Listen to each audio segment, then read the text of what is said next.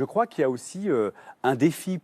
posé aux maires, comme aux présidents de régions, de départements, et comme au président de la République, et comme aux députés, c'est que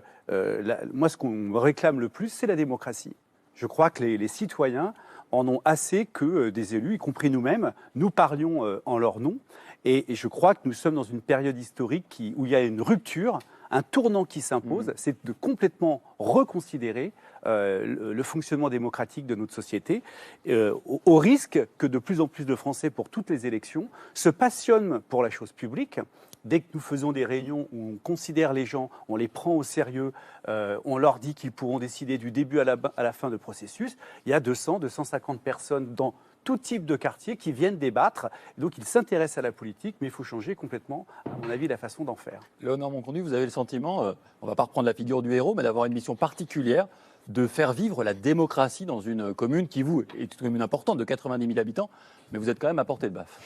Oui, non, j'irais exactement dans le sens que vient d'évoquer mon collègue, avant tout avec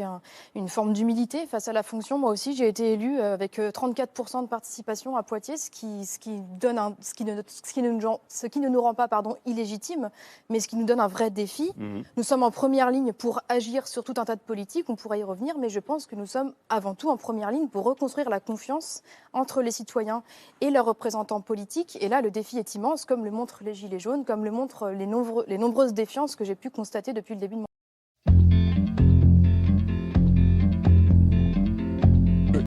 la grande question du moment, c'est comment on construit du commun, pour vivre ensemble avec ce que nous avons appris de nos philosophes ces longues dernières années, c'est la nécessité de construire du collectif et la découverte, un peu plus récemment, de la complexité de chaque individu et comment on fait du commun avec chaque individu. Et c'est pour ça que ça ne peut pas être l'affaire d'un seul homme qui maîtriserait cette question-là.